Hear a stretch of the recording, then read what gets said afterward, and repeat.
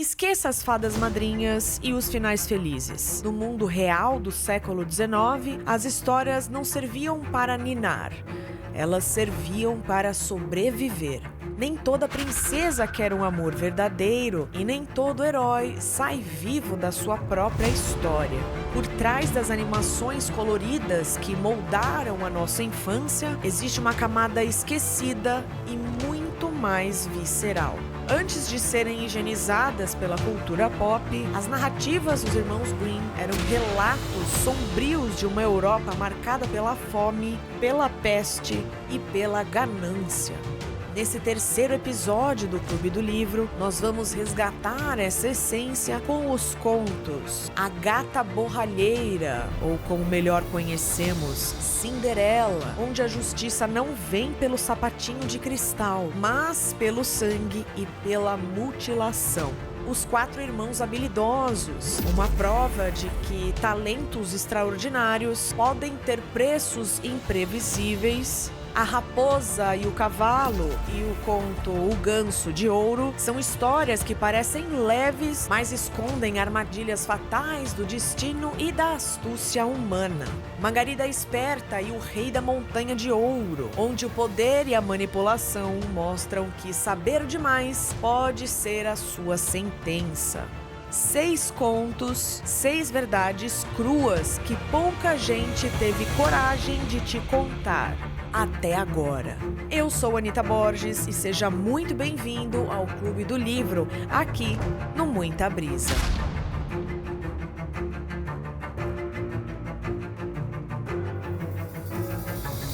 Sejam muito bem-vindos de volta ao quadro Clube do Livro aqui no canal Muita Brisa. O seu Clube do Livro, onde cada episódio eu leio um capítulo ou alguns contos, por exemplo, desse livro aqui, que é o livro da segunda temporada do Clube do Livro, Contos dos Irmãos Grimm, da psicanalista junguiana Clarissa Pinkola Estés.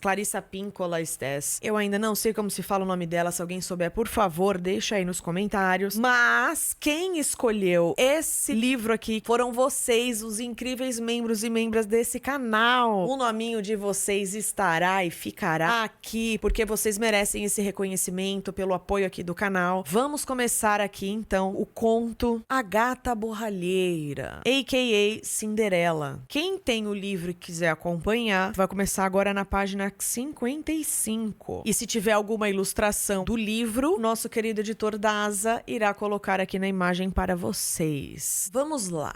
A Gata Borralheira. A mulher de um ricaço adoeceu e, quando sentiu que seu fim se aproximava, chamou a única filha do casal ao seu quarto e disse: "Filha querida, continue a ser devota e boa, assim Deus sempre a ajudará, e lá do céu eu olharei por você e a protegerei." Dizendo isso, a mulher fechou os olhos e deu seu último suspiro. A menina continuou sendo devota e boa e todo dia ia ao túmulo da mãe e chorava.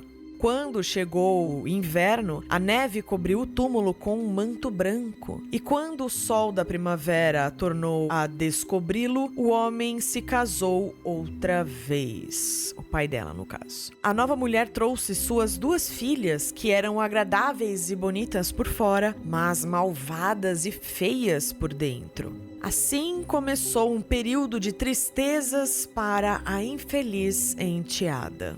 "Essa pateta vai se sentar conosco na sala?" perguntavam elas. "Quem quer comer o pão tem de trabalhar para ganhá-lo. Vá se sentar com o ajudante de cozinha." Confiscaram-lhe suas roupas bonitas, a fizeram vestir uma roupa cinzenta e lhe deram tamancos de madeira para calçar.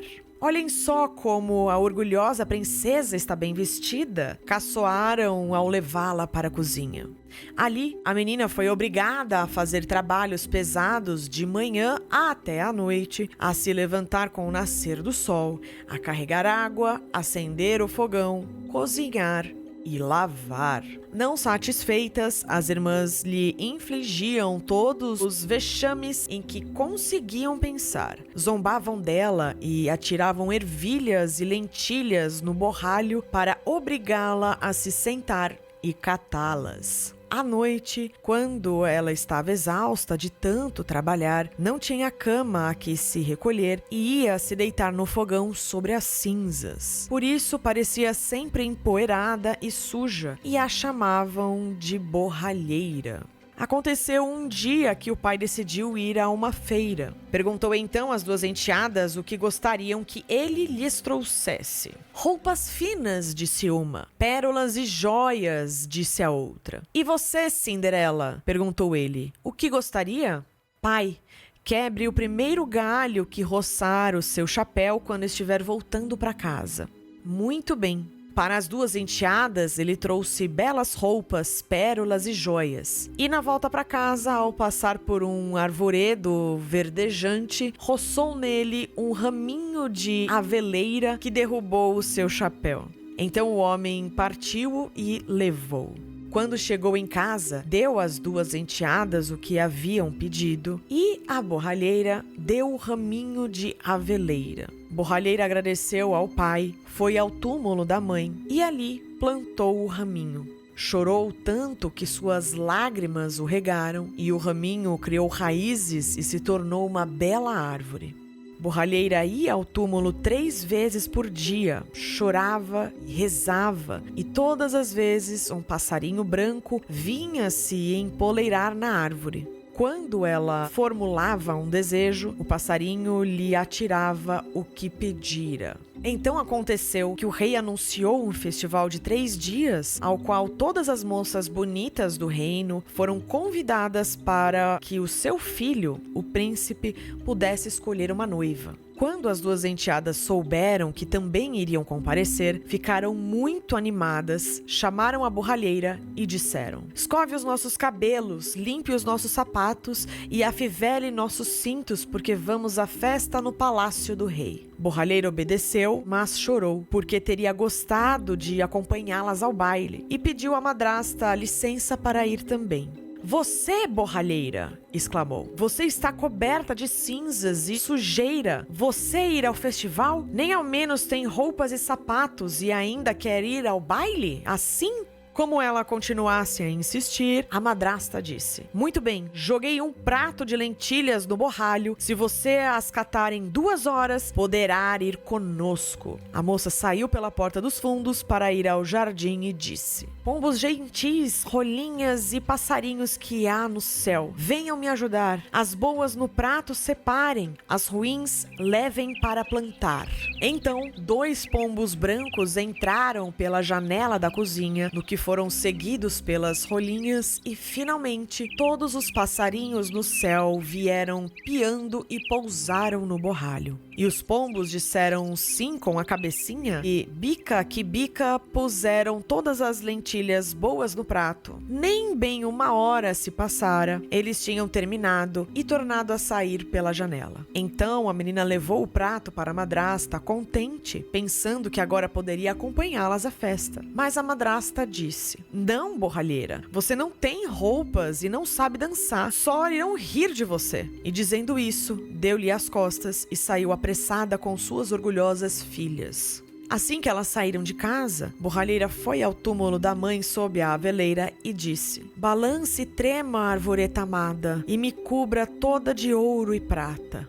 Então o pássaro lhe atirou um vestido de ouro e prata e um par de sapatos bordados com fios de seda e prata. Às pressas, ela se vestiu e foi. Mas a madrasta e suas filhas não a reconheceram e acharam que ela era uma princesa estrangeira. Tão bela estava com seu vestido dourado. Nem pensaram em borralheira, imaginaram que estivesse sentada ao pé do borralho catando as lentilhas nas cinzas. O príncipe se aproximou da desconhecida, tomou-a pela mão e dançaram. De fato, ele não quis dançar com mais ninguém e em nenhum momento largou a mão da moça. Se alguém se aproximava e a convidava para dançar, ele dizia: ela é o meu par. Borralheira dançou até anoitecer e então quis se retirar, mas o príncipe disse: vou acompanhá-la à sua casa. Ele queria ver a quem a bela moça pertencia, mas a borralheira escapou do príncipe e correu para o pombal. Então, o príncipe esperou o pai dela chegar em casa e lhe contou que a moça desconhecida desaparecera no pombal. O velho pensou: seria a borralheira? E mandou trazer um machado para demolir o pombal, mas não havia ninguém lá dentro. Quando chegaram em casa, lá estava a borralheira com suas roupas sujas no meio das cinzas e um lampião a óleo brilhando fracamente a um canto do fogão. Ela descera do pombal sem fazer barulho e correra de volta à aveleira. Ali, despira seus belos trajes, estendera-os sobre o túmulo e um passarinho os levara embora. Em seguida, ela se acomodara no borralho do fogão com a sua roupa velha e cinzenta. No segundo dia, quando recomeçou a festa e seu pai, a madrasta e as filhas já haviam saído, Borralheira dirigiu-se à aveleira e disse: balance e trema, arvoreta amada, e me cubra de ouro e prata. Então o passarinho lhe atirou roupas ainda mais bonitas do que as do dia anterior. E quando ela apareceu na festa assim vestida, todos ficaram assombrados com a sua beleza. O filho do rei aguardava sua chegada e imediatamente tomou-a pela mão. E ela não dançou com mais ninguém. Quando os outros se aproximavam para convidá-la a dançar, ele dizia: ela é o meu par. Ao anoitecer, Borralheira quis se retirar, mas o príncipe a seguiu na esperança de ver em que casa entrava, mas ela correu para o quintal de sua casa. Ali havia uma grande árvore da qual pendiam peras deliciosas. A moça subiu por entre os galhos com mais agilidade que um esquilo e o príncipe não conseguiu imaginar onde teria desaparecido. Mas ele esperou até o pai dela chegar em casa e disse: a moça desconhecida fugiu de mim e acho que subiu na pereira. E o pai pensou: seria a borralheira? E mandou vir o machado e pôs abaixo a pereira, mas não havia ninguém ali. Quando entraram em casa e espiaram na cozinha, lá estava sua filha no borralho como sempre. Ela descera pelo outro lado da árvore, devolvera as roupas ao passarinho na aveleira e tornara a vestir seu vestido velho e cinzento. No terceiro dia, quando o pai, a madrasta e as irmãs partiram, Borralheira tornou a se dirigir ao túmulo da mãe e disse: balance e trema, arvoreta amada, e me cubra de ouro e prata. O passarinho então lhe atirou um vestido tão magnífico como ninguém vira igual e um par de sapatos inteiramente dourados. Quando ela apareceu na festa nesses trajes, os convidados ficaram mudos de assombro. O príncipe dançou somente com ela e se mais alguém a convidava para dançar, dizia: ela é o meu par. Quando anoiteceu e a borralheira quis se retirar, o príncipe desejou ainda mais fortemente acompanhá-la, mas ela saiu correndo tão depressa que o deixou para trás. Mas dessa vez ele usara uma estratagema, uma estratégia, mandara cobrir a escadaria com cera de sapateiro. Assim, quando a moça desceu correndo, seu sapato esquerdo ficou preso em um degrau. Gente, passa cera na coisa, vai que ela cai, a gente fica com ela depois. Ok. O príncipe apanhou-o. Era pequeno e delicado e inteiramente dourado. Na manhã seguinte, ele procurou o pai da borralheira e disse-lhe: nenhuma outra moça será minha esposa, a não ser aquela em que este sapato dourado couber. As duas irmãs ficaram encantadas, pois as duas tinham belos pés. A mais velha entrou na sala para experimentar o sapato e a mãe posicionou-se ao seu lado. Porém, o dedão do seu pé impediu que ela o calçasse. Seu pé era longo demais. Então, a mãe lhe entregou uma faca e disse: corte o dedão. Quando você for rainha, não precisará mais andar. A moça cortou o dedão, forçou o pé a entrar no sapato, sufocando a dor, e saiu com o príncipe. Então ele a ergueu para montá-la em seu cavalo como sua noiva e partiu. Mas, no caminho, tiveram de passar pelo túmulo e lá estavam na aveleira 2 pombos que cantaram. Olhe para trás, lhe pedimos, olhe para trás. Há um rastro de sangue em seu caminho, porque o sapato é por demais pequenino e sua noiva ainda o aguarda em casa, verá. Ele olhou para o pé da moça e viu o sangue que escorria. Deu meia volta e tornou a casa com a falsa noiva, dizendo que não era a moça certa. A segunda irmã deveria experimentar o sapato. Então, ela entrou na sala e conseguiu enfiar os dedos no sapato, mas o seu calcanhar era grande demais. A mãe lhe entregou uma faca e disse: corte um pedaço do calcanhar. Quando você for rainha, não precisará mais andar. A moça cortou o calcanhar, forçou o pé a entrar no sapato, sufocando a dor, e saiu com o príncipe. Ele a ergueu, montou-a no cavalo, acreditando que fosse sua noiva, e partiu. Ao passarem pelo túmulo, os 2 pombos que estavam na aveleira cantaram: olhe para trás, lhe pedimos, olhe para trás. Há um rastro de sangue em seu caminho, porque o sapato é por demais pequenino, e a sua noiva ainda o guarda em casa, verá. Ele olhou para o pé da moça e viu que escorria sangue e havia manchas escuras em suas meias. Então deu meia volta e levou a falsa noiva para casa. Esta também não é a moça certa, disse ele. O senhor não tem outra filha? Não, disse o homem, só resta uma filha da minha falecida esposa, uma serviçal insignificante e mirrada, mas não é possível que seja a moça que procura. O príncipe disse que deveria trazê-la, mas a madrasta respondeu: ah, não, ela tá muito suja, não pode ser vista em hipótese alguma. Mas ele estava absolutamente decidido a ter o seu pedido atendido, e eles foram obrigados a chamar borralheira.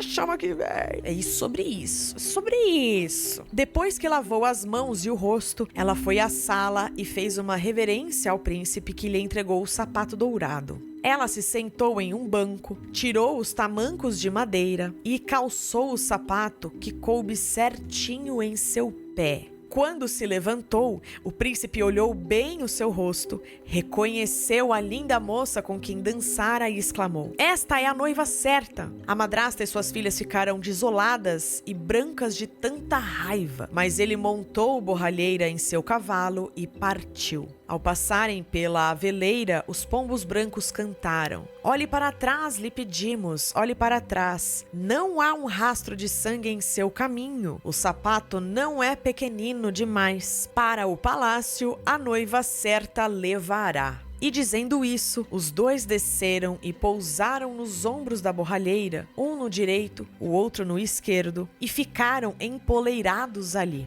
Na hora do casamento, as 2 falsas irmãs apareceram para adular borralheira e participar de sua boa sorte. Quando o cortejo nupcial se dirigia à igreja, a mais velha se sentou à sua direita e a mais nova à esquerda. E os pombos furaram um olho de cada uma. Mas, na saída da igreja, a mais velha ficou à esquerda e a mais nova à direita, e os pombos furaram o outro olho de cada uma. Assim, a maldade e a falsidade delas foram punidas para o resto da vida com a cegueira. Eu estou chocada. E foram os pombos. E a diferença do conto da Disney é que na Disney é uma fada madrinha. Aqui são os pombos. Gente, adorei. Mas e agora? O que acontece quando o talento se torna uma arma? Vamos saber agora com os 4 irmãos habilidosos. Era uma vez um homem pobre que tinha 4 filhos, e quando os meninos cresceram, ele disse: queridos filhos, agora vocês precisam partir de casa, porque eu não tenho nada para lhes dar. Cada um precisa aprender um ofício e abrir o seu caminho no mundo. Os 4 irmãos apanharam seus cajados, despediram-se do pai e saíram pelo portão da cidade. Depois de caminharem uma certa distância, chegaram a uma encruzilhada que levava a 4 regiões diferentes. Então o mais velho disse: precisamos nos separar, mas daqui a 4 anos, no mesmo dia, vamos nos reencontrar aqui, depois de termos feito o possível para ganhar fortuna. Depois, cada qual foi para o seu lado. O mais velho encontrou um senhor que lhe perguntou de onde vinha e o que pretendia fazer. Quero aprender um ofício, respondeu. Venha comigo aprender a ser ladrão, disse o homem. Não, isso não é um ofício honesto. E no fim eu acabaria na ponta de uma corda, balançando como um badalo de sino. Ah, tornou o homem, você não precisa ter medo da forca. Só lhe ensinarei como levar coisas que mais ninguém queira ou não saiba como obter, e onde ninguém vá descobrir o que você fez. Então o rapaz se deixou convencer e, seguindo a orientação do homem, tornou-se um ladrão eficiente para quem não havia nada seguro quando ele decidia obtê-lo. Então o rapaz se deixou convencer e, seguindo a orientação do homem, tornou-se um ladrão eficiente para quem não havia nada seguro quando ele decidia obtê-lo. O segundo irmão encontrou um homem que lhe fez a mesma pergunta quanto ao que pretendia fazer no mundo. Ainda não sei, respondeu. Então venha comigo ser astrólogo. É a coisa mais importante do mundo. Não há nada oculto para você. A ideia agradou o rapaz e ele se tornou um astrólogo tão hábil que, depois de aprender tudo, quis partir. Seu mestre lhe deu um telescópio e disse: com isso você pode ver tudo o que acontece no céu e na terra, e nada pode permanecer oculto de você. O terceiro irmão foi levado como aprendiz por um caçador que lhe ensinou tão bem tudo que estava ligado ao ofício que o rapaz se tornou um caçador de primeira classe. Ao partir, seu mestre presenteou-lhe com uma espingarda e disse: essa espingarda jamais falhará. Tudo em que você mirar será sempre atingido. O irmão mais novo também encontrou um homem que lhe perguntou o que pretendia fazer. Você não gostaria de ser alfaiate? Perguntou o homem. Não sei muito bem, disse o jovem. Não gostaria muito de me sentar de manhã e à noite de pernas cruzadas, enfiando e puxando uma agulha sem parar e empurrando um ferro de passar. Ah, não! Exclamou o homem. O que é que você está dizendo? Se me acompanhar, vai aprender uma alfaiataria bem diferente. É um ofício muito agradável e conveniente, sem mencionar que é muito honroso. Então o rapaz se deixou convencer e acompanhou o homem que lhe ensinou tudo sobre o seu ofício. Quando partiu, o alfaiate lhe deu uma agulha e disse: com esta agulha você poderá costurar qualquer coisa, seja delicada como um ovo, seja resistente como o aço. E as duas partes se unirão como se fossem uma só, sem costura visível. Conforme tinham combinado, quando se passaram os 4 anos, os irmãos se encontraram na encruzilhada. Abraçaram-se e partiram depressa para casa ao encontro do pai. Ora! Exclamou o pai, muito satisfeito em vê-los. Os ventos já os trouxeram a mim? Os rapazes contaram ao pai tudo o que acontecera e que cada um aprendera um ofício. Estavam sentados diante da casa, debaixo de uma árvore frondosa, e o pai lhes disse: agora vou pô-los à prova e ver o que sabem fazer. Ergueu então os olhos e disse ao segundo filho: tem um ninho de tentilhão no galho mais alto desta árvore. Me diga quantos ovos há nele. O astrólogo apanhou a luneta e respondeu: 5. O pai disse ao mais velho: traga-me os ovos sem perturbar o pássaro que está em cima deles. O ladrão astuto subiu na árvore, tirou os 5 ovos sobre o pássaro com tanta arte que o tentilhão nem reparou que tinham sido levados e entregou-os ao pai. O velho recebeu-os e colocou um em cada canto da mesa e um no meio, e disse ao atirador: quero que corte os 5 ovos ao meio com um único tiro. O atirador apontou a espingarda e dividiu cada ovo ao meio com um único tiro, como queria o pai. Com certeza usava uma pólvora capaz de mudar de direção. Agora é sua vez, disse o pai ao quarto filho. Você vai costurar as cascas dos ovos com os filhotes dentro delas, e isso fará de tal modo que eles não sofram os efeitos do tiro. O alfaiate apanhou a agulha e costurou tudo conforme mandara o pai. Quando terminou, o ladrão teve de subir mais uma vez na árvore e repor os ovos sobre o pássaro sem que ele percebesse. O tentilhão se acomodou sobre os ovos e dias depois os filhotes romperam a casca, todos exibindo uma linha vermelha no pescoço onde o alfaiate rejuntara. Sim, senhores, disse o velho aos filhos. Sem dúvida posso elogiar a sua perícia. Vocês aprenderam coisas valiosas e aproveitaram o tempo da melhor maneira possível. Não sei quem considerar o melhor. Só espero que em breve tenham oportunidade de mostrar sua perícia para eu poder me decidir. Não transcorreu muito tempo e o reino sofreu um grande abalo. A filha única do rei fora arrebatada por um dragão. O rei chorou a perda da filha por um dia e uma noite e anunciou que quem a trouxesse de volta a desposaria.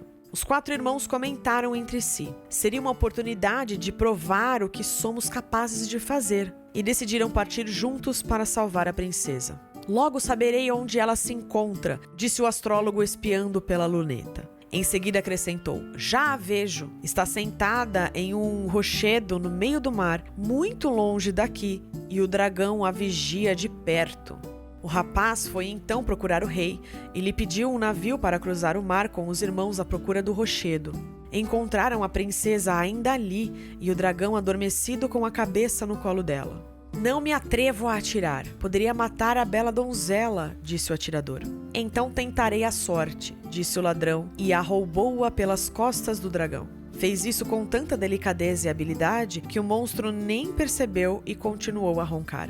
Muito contentes, correram com a princesa para o navio e rumaram para alto mar. Mas ao acordar, o dragão deu por falta da princesa e saiu voando em seu encalço, espumando de fúria. No momento em que sobrevoava o navio e ia atacá-los, o atirador apontou sua espingarda e atingiu-o no coração. Mas era tão enorme que, ao cair, arrastou o navio para o fundo. Eles conseguiram se agarrar a algumas tábuas que se mantiveram à superfície. Estavam agora em um grande apuros, mas o alfaiate, não querendo ficar para trás, apanhou sua agulha maravilhosa e juntou as tábuas com pontos largos, sentou-se nelas e reuniu todos os pedaços do navio que flutuavam. Depois, emendou-os com tanta habilidade que em pouco tempo o navio teve outra vez condições de navegar. E todos voltaram felizes ao reino. O rei ficou contentíssimo quando reviu a filha e disse aos 4 irmãos: um de vocês a desposará,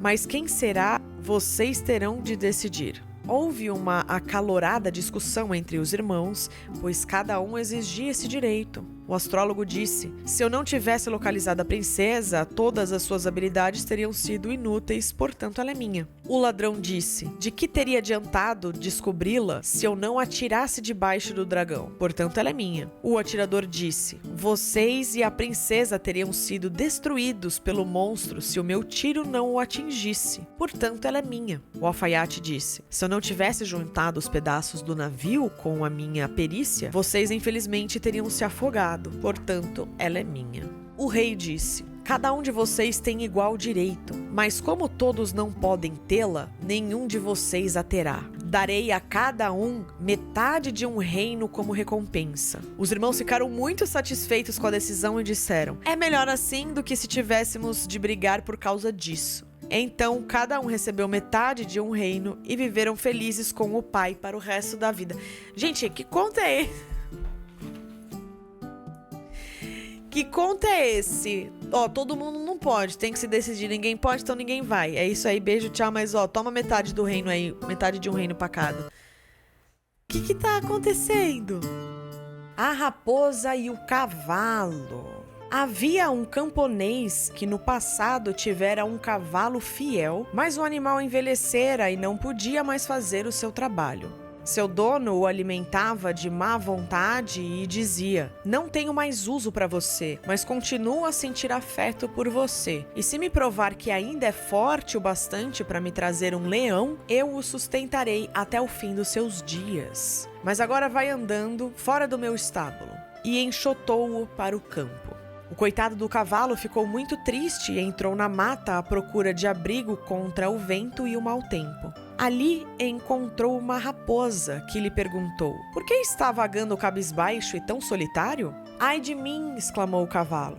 A avareza e a honestidade não convivem nada bem. Meu dono esqueceu todos os serviços que lhe prestei durante tantos anos e porque não consigo mais puxar o arado, ele não quer mais me alimentar e me expulsou de casa. Sem a menor consideração? Perguntou a raposa. Apenas com o único consolo de me dizer que, se me restasse forças suficientes para lhe levar um leão, continuaria a me manter, mas ele sabe muito bem que a tarefa está acima das minhas possibilidades. A raposa disse então: eu o ajudarei.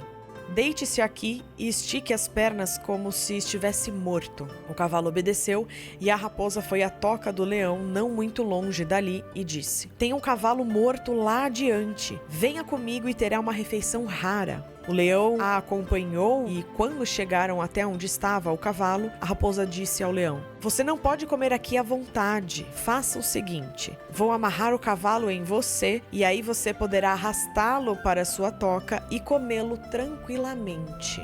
O plano agradou ao leão, que ficou parado junto ao cavalo para que a raposa pudesse amarrá-los. Mas a raposa prendeu as pernas do leão à cauda do cavalo e apertou o nó de um jeito para que ele não pudesse se soltar. Quando terminou, deu uma palmadinha no ombro do cavalo e disse: puxe, meu velho, puxe. Então o cavalo se levantou e saiu arrastando o leão. A fera rugiu enfurecida, espalhando terror e fazendo fugir os pássaros da floresta. Mas o cavalo não se importou com os seus rugidos e não parou até chegar à porta do seu dono. Quando o dono o viu, mostrou-se muito contente e lhe disse: você ficará comigo e terá uma vida mansa enquanto viver. E alimentou bem o cavalo até ele morrer.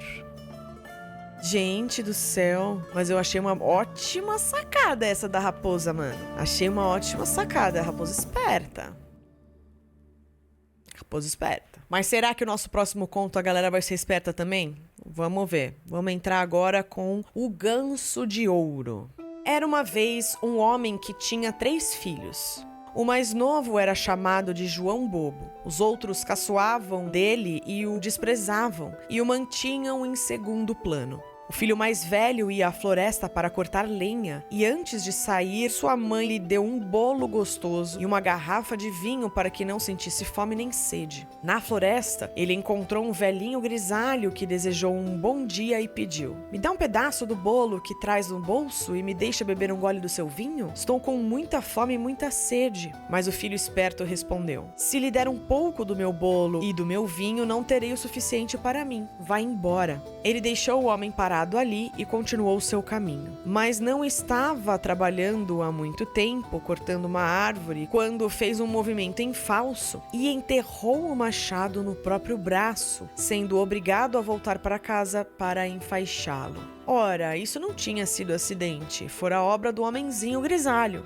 O segundo filho teve então de entrar na floresta para cortar lenha e, como acontecera com o mais velho, a mãe lhe entregou bolo e vinho. E da mesma forma, o homenzinho grisalho o encontrou e lhe pediu um pouco do bolo e do vinho. O segundo filho deu-lhe a mesma resposta sensata: se lhe der alguma coisa, sobrará menos para mim. Saia do meu caminho. E prosseguiu. Seu castigo, porém, não demorou muito. Depois de algumas machadadas na árvore, golpeou a própria perna e precisou ser carregado para casa. Então João Bobo pediu: me deixe ir cortar a lenha, pai. Mas o pai respondeu: seus irmãos só fizeram se machucar. É melhor você não se meter. Você não entende disso. Mas João Bobo insistiu tanto para deixá-lo ir que por fim o pai disse: vá então, ficará mais sabido depois que se machucar. Sua mãe deu um bolo preparado com água e assado nas cinzas e uma garrafa de cerveja choca. Quando chegou à floresta, acontecera como os outros. Encontrou o homenzinho grisalho, que o cumprimentou e pediu: me dá um pedaço do seu bolo e um pingo do seu vinho, eu estou com muita fome e sede. Esse velhinho aí me tá parecendo um duende, não tá? Que também dá umas sapecadas ali, um gnomo talvez, não sei. João Bobo respondeu: só tenho um bolo assado nas cinzas e um pouco de cerveja choca, mas se lhe agradar, nos sentaremos e comeremos juntos.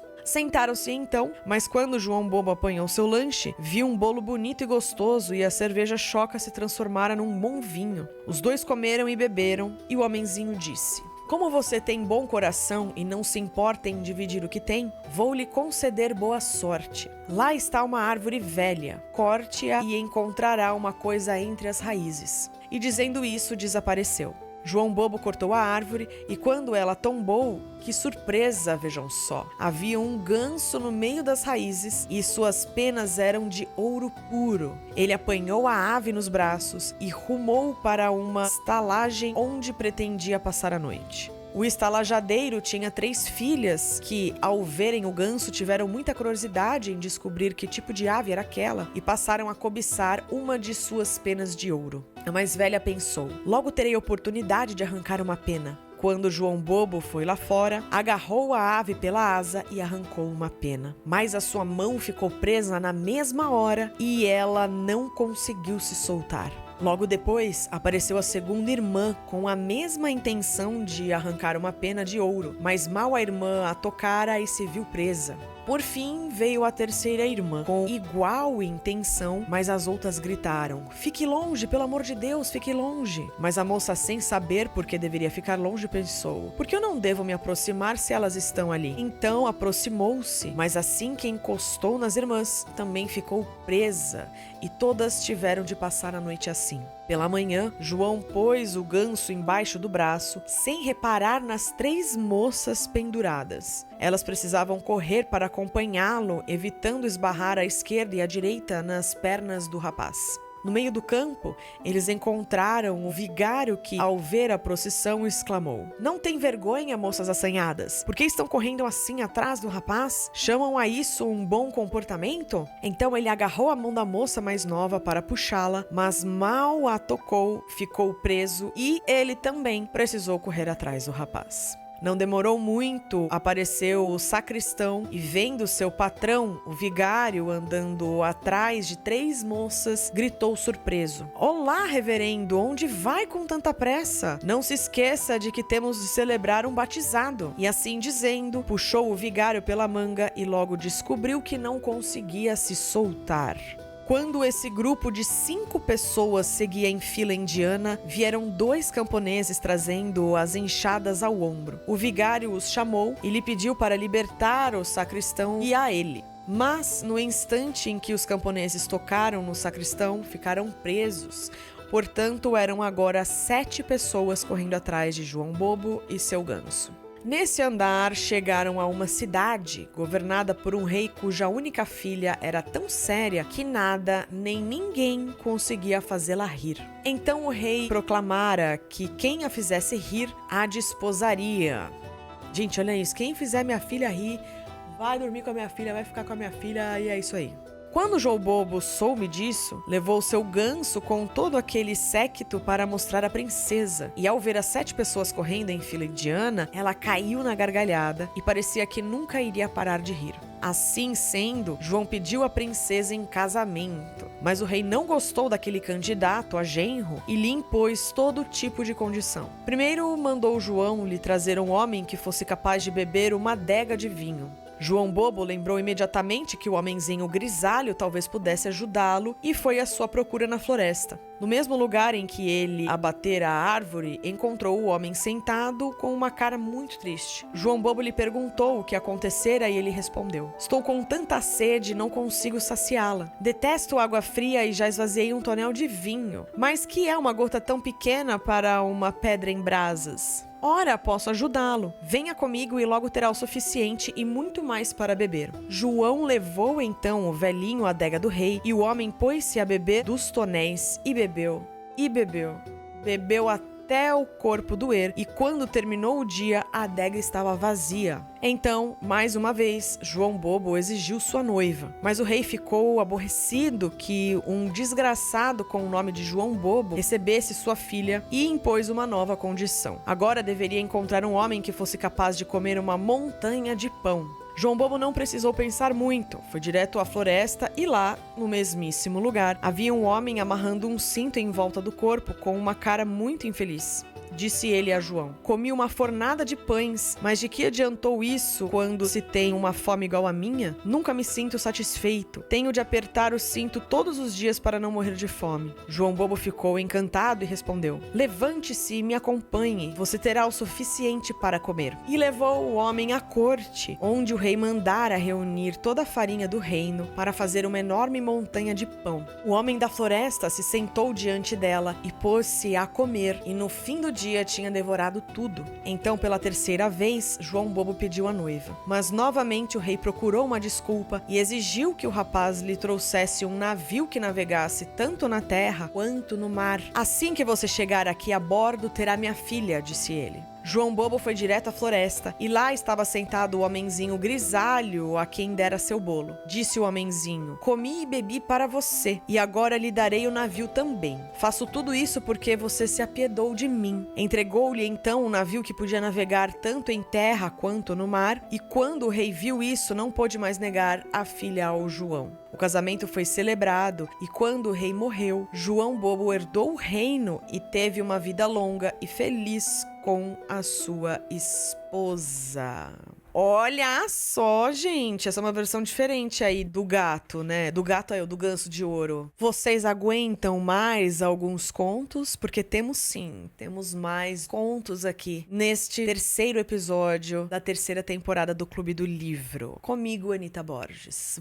Bora que let's então. Margarida Esperta. Era uma vez uma cozinheira chamada Margarida que usava sapatos enfeitados de rosinhas e quando ela saía com esses sapatos, rodopiava e quebrava o corpo alegremente e pensava: como estou bonita! Depois da caminhada despreocupada, tomava um gole de vinho. E como o vinho desperta o apetite, ela então provava as comidas que estava preparando e comentava: a cozinheira precisa saber o gosto da comida que prepara. Aconteceu que um dia o patrão a chamou e disse: Margarida, tenho um convidado hoje à noite. Asse 2 galinhas com todo capricho. Assim farei, meu senhor, respondeu Margarida. Então matou as galinhas, passou na água quente, despenou-as e em seguida enfiou-as em um espeto. Próximo ao anoitecer, levou as galinhas ao fogo para assar. Elas ficaram douradas e crocantes, mas o convidado não chegou. Margarida disse ao patrão: se o convidado não chegar, precisarei tirar as galinhas do fogo, mas será uma enorme pena se não forem comidas enquanto estão suculentas.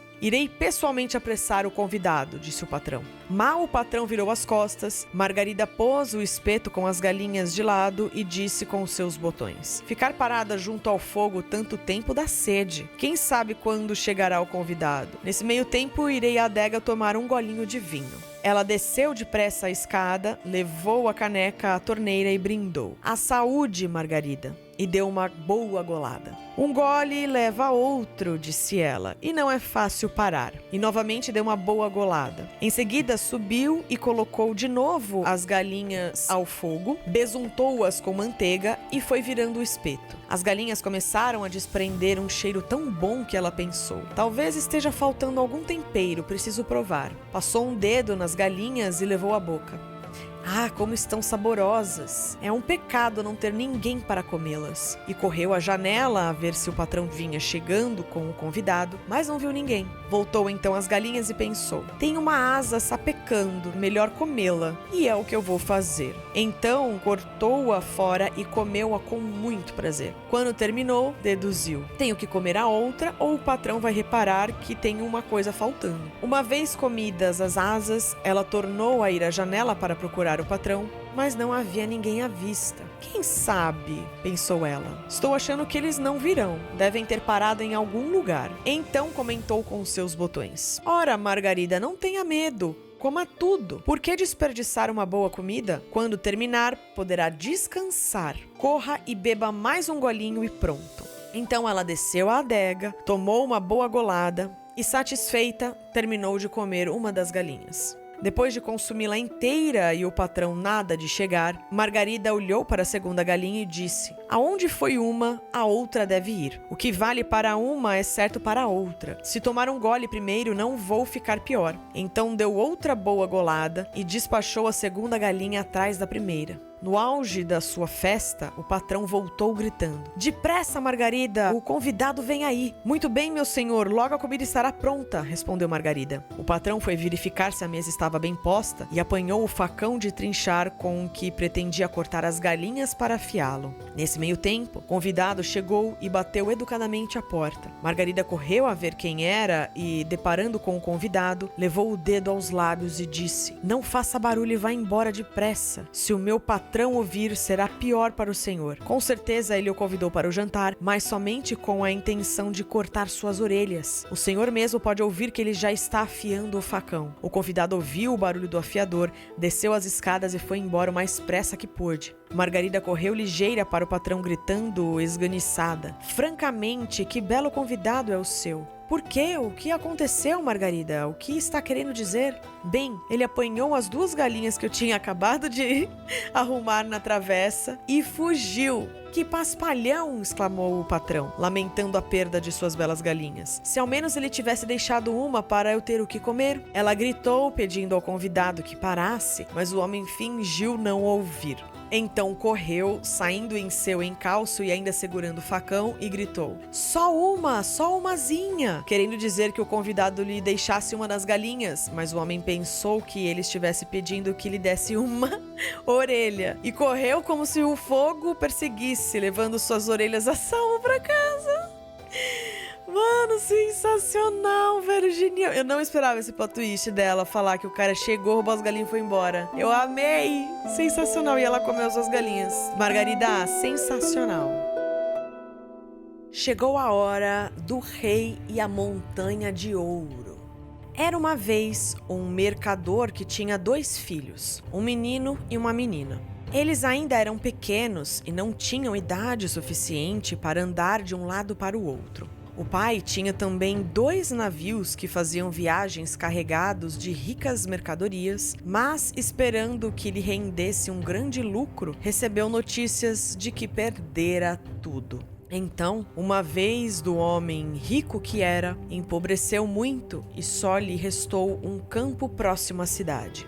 Para distrair os pensamentos de sua desgraça, foi até o campo, e quando andava de lá para cá, apareceu-lhe de repente um anãozinho negro e lhe perguntou por que estava tão triste. O mercador respondeu: eu lhe diria sem hesitar se você pudesse me ajudar. Quem sabe? Respondeu o anãozinho. Talvez eu possa ajudá-lo. Então o mercador lhe contou que perdera toda a sua riqueza em um naufrágio e que agora não lhe restava nada a não ser aquele campo. Não se preocupe, disse o anãozinho. Se me prometer que dentro de 12 anos você me trará a primeira coisa que roçar por suas pernas, quando estiver chegando em casa hoje, terá todo o ouro que você quiser. Que?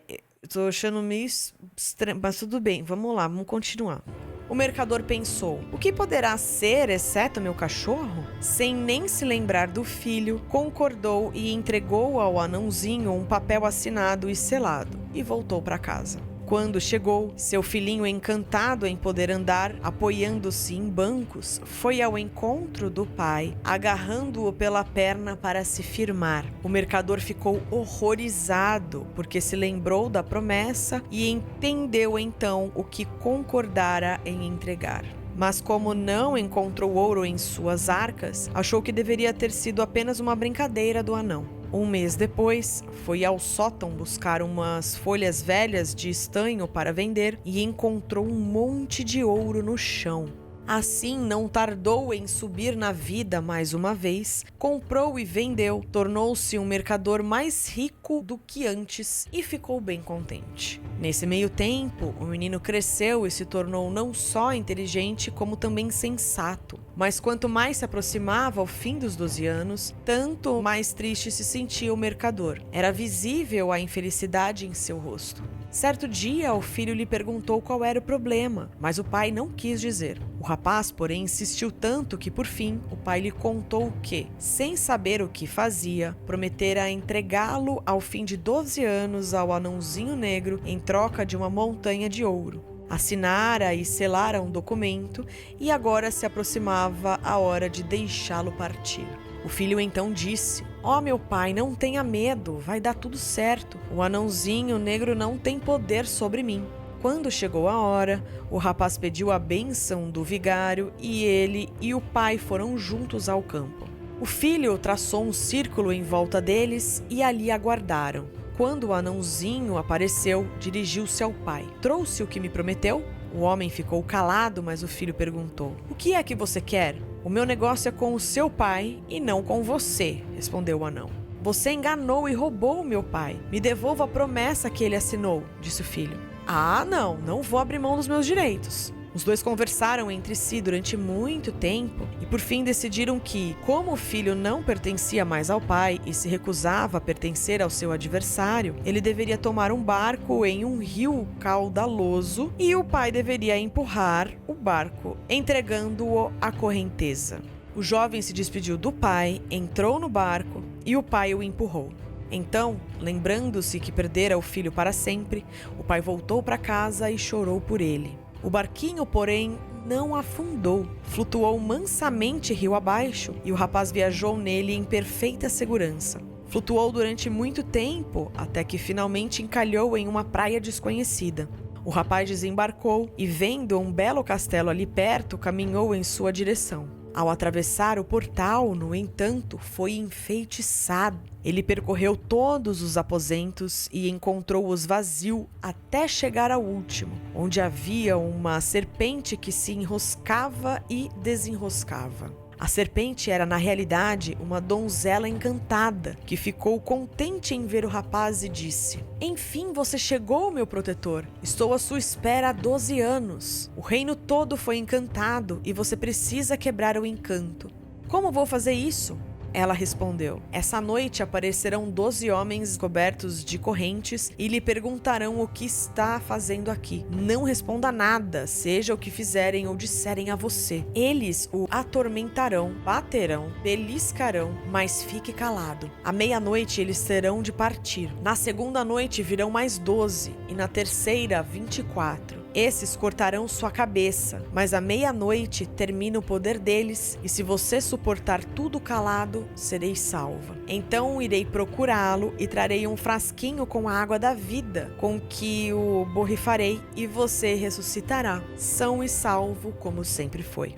"Terei prazer em salvá-la", disse o rapaz. Nossa, o cara sei que é provar mesmo. Tudo aconteceu exatamente como ela descrevera. Os homens não conseguiram extrair nenhuma palavra dele. E na terceira noite, a serpente se transformou em uma bela princesa que trouxe a água da vida prometida e suscitou o rapaz. Depois enlaçou-o pelo pescoço e beijou-o, e houve uma grande alegria em todo o castelo.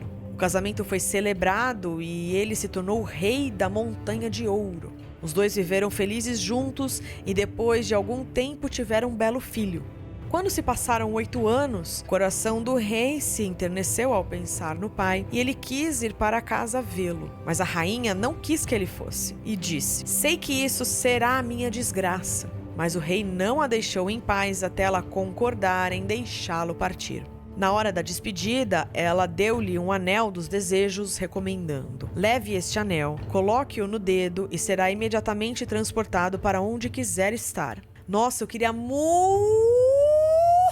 esse anel. Só tem uma continuação. "Tem de me prometer que jamais o usará para desejar que eu abandone meu reino para estar com você na casa do seu pai."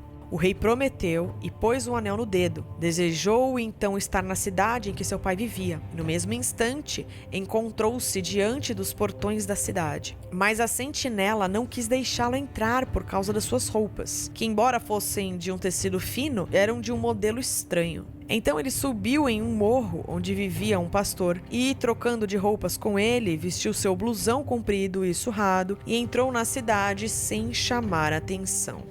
Quando chegou à casa do pai, deu-se a conhecer. Mas o pai, sem imaginar que fosse o próprio filho, disse que era verdade que no passado tivera um filho, mas que o rapaz morrera. Vendo, no entanto, que ele era um pobre pastor, lhe daria um prato de comida. O falso pastor respondeu aos pais: "Eu sou de fato seu filho. Não há nenhuma marca em meu corpo pela qual me reconheçam?" A mãe disse: "Ah, nosso filho tinha a marca de um morango embaixo do braço direito." Ele levantou a manga da camisa e lá estava o morango. Então pararam de duvidar que o pastor fosse o seu filho. Ele contou que era o rei da Montanha de Ouro, que sua mulher era uma princesa e que tinha um filhinho de 7 anos. "Isso não pode ser verdade", disse o pai. "Que tipo de rei é você que volta para casa paterna vestindo um blusão rasgado de pastor?" O filho se enraiveceu e, sem pensar para refletir, girou o anel e desejou que a mulher e o filho aparecessem. Era a única coisa que ele não podia. Por que ele não levou os pais pro castelo? No mesmo instante, os dois surgiram diante dele, mas a mulher só fez chorar e se lamentar, e acusou-o de ter quebrado a promessa, e com isso a fizera muito infeliz. Ele respondeu: agi imprudentemente, mas não tive má intenção, e tentou consolá-la. Ela pareceu se acalmar, mas na realidade seu coração abrigava más intenções contra o marido.